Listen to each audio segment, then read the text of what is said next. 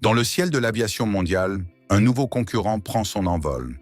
Un avion qui pourrait rebattre les cartes d'un marché dominé depuis des décennies par le duopole Airbus-Boeing.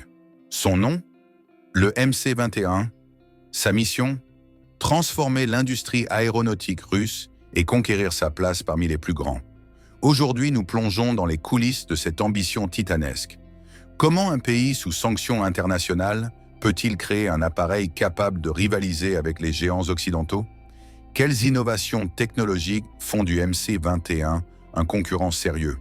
Et surtout, pourquoi cet avion représente bien plus qu'un simple projet industriel pour la Russie? Attachez vos ceintures, notre décollage est imminent. Face à l'embargo occidental, l'industrie aéronautique russe s'est retrouvée dos au mur. Une situation qui aurait pu être catastrophique, mais qui s'est transformée en catalyseur d'innovation. Comme le dit l'adage, les crises créent les opportunités.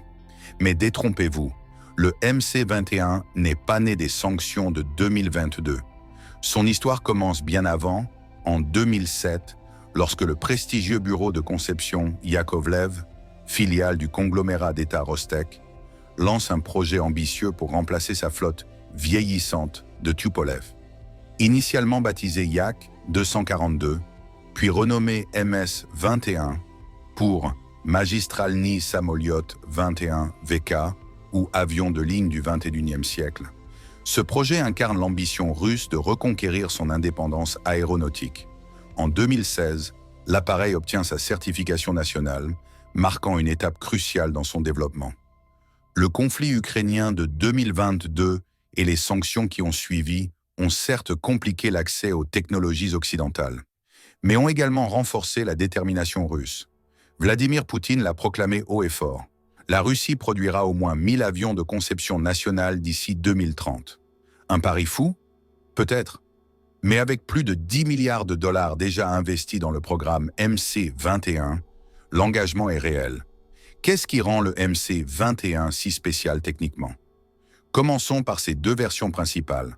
Le MC-21-200, conçu pour 132 à 165 passagers.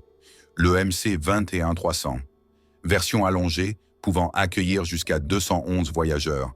Mais la véritable révolution se cache dans ses ailes. Contrairement à ses concurrents occidentaux, le MC-21 utilise une technologie d'infusion sous vide pour fabriquer des ailes en matériaux composites avancés. Cette innovation russe, soutenue par un investissement de 45 millions de dollars, permet d'intégrer environ 40% de composite dans la structure de l'appareil. Résultat, des ailes plus légères, plus robustes et plus efficaces énergétiquement. Cette prouesse technique permet au MC-21 de réduire significativement sa consommation de carburant, l'un des critères les plus importants pour les compagnies aériennes. Face aux restrictions d'accès au moteur Pratt & Whitney GTF 1400G initialement prévues, les ingénieurs russes ont développé le moteur PD-14, un turboréacteur double flux produit par Aviadvigatel et homologué dès janvier 2020. Cette adaptation rapide témoigne de la résilience technologique russe et positionne le MC-21 comme un concurrent crédible face au Boeing 737 MAX en termes de performance. Parlons chiffres. Dans l'industrie aéronautique, le coût d'acquisition est un facteur déterminant. Et c'est là que le MC-21 frappe fort.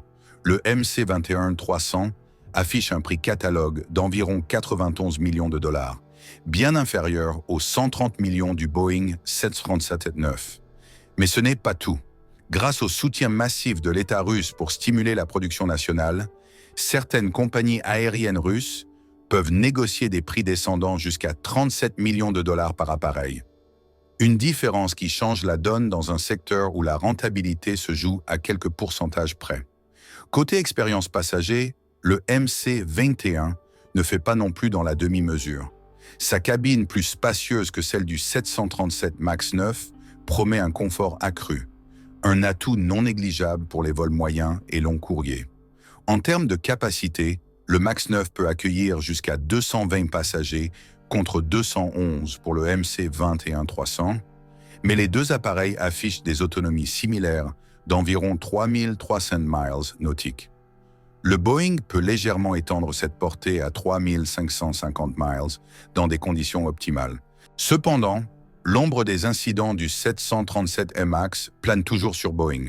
Cette crise de confiance pourrait offrir une opportunité inespérée au MC-21, particulièrement auprès des marchés émergents et des compagnies cherchant des alternatives aux duopolistes traditionnels.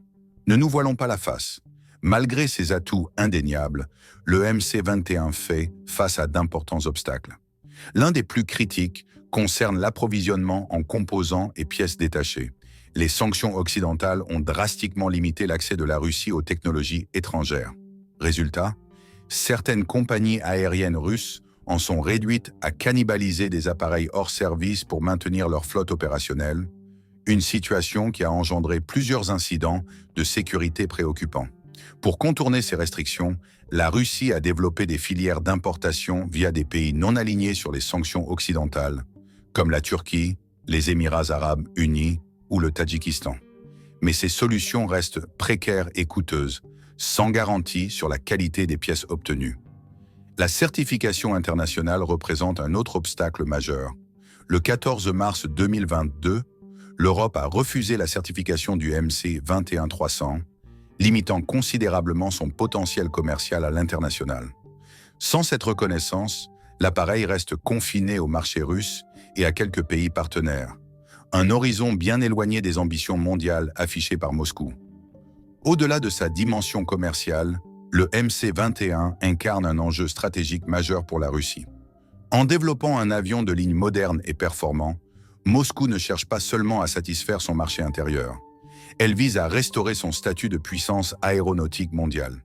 La version actuelle du MC-21 se concentre sur les vols régionaux et continentaux, avec une autonomie d'environ 3300 miles nautiques. Mais une évolution est déjà à l'étude. Le MC-21-400, capable de transporter jusqu'à 260 passagers sur près de 5500 miles nautiques. Une telle version ouvrirait les portes du marché des vols transcontinentaux, permettant à la Russie de concurrencer directement les longs courriers occidentaux. Sur le plan géopolitique, le MC-21 représente une arme de négociation dans un contexte international tendu. En s'affranchissant de sa dépendance aux technologies occidentales, la Russie gagne en autonomie stratégique et envoie un message fort. Les sanctions ne l'empêcheront pas d'avancer. Le carnet de commandes du MC-21 compte déjà plus de 300 appareils, principalement pour des compagnies russes. Le géant Aeroflot a notamment signé en 2022 une commande historique incluant 210 MC-21 dans le cadre d'un contrat d'1 milliard de dollars qui comprend également d'autres modèles russes comme le Sukhoi Superjet SSJ-100 et le Tupolev Tu-214. Initialement prévu pour fin 2024, les premières livraisons ont été repoussées à 2026, un délai qui reflète les défis techniques et logistiques du programme. Mais la patience pourrait être récompensée. Si le MC-21 tient ses promesses en termes de performance et d'économie, il pourrait séduire bien au-delà des frontières russes. Même sans certification occidentale, l'appareil peut opérer sur environ 60% de la surface terrestre mondiale. Un marché potentiel considérable, particulièrement dans les régions où la confiance envers les technologies américaines et européennes s'érode. Le MC-21 incarne parfaitement cette maxime. La nécessité est mère de l'invention. Face à l'adversité des sanctions internationales, la Russie a transformé une contrainte en opportunité, accélérant sa quête d'indépendance technologique. L'avenir nous dira si cet appareil parviendra à s'imposer face aux géants Airbus et Boeing. Mais une chose est certaine, le MC-21 a déjà changé la donne en prouvant qu'une alternative sérieuse aux duopolistes occidentaux est possible.